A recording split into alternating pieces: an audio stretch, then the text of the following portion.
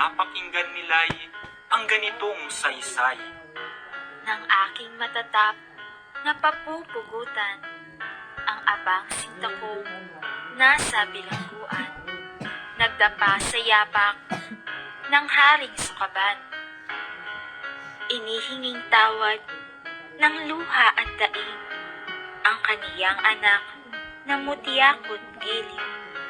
Ang sagot ay kung di, kusa kong tanggapin, ang pagsinta niya'y di patatawanin.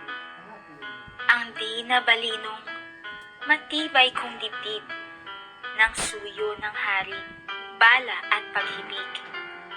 Naglambot na kusat, humain sa sakit, at nang mailigtas ang buhay ng ibig. Isang hating gabing, kadilim may lubha, lihim na naghugos ako sa bintana.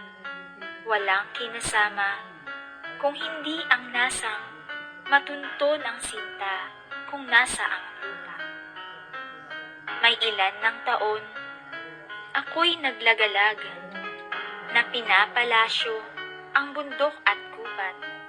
Dumating nga rito'y kita'y nailigtas sa masamang nasa niyong taong sukhab.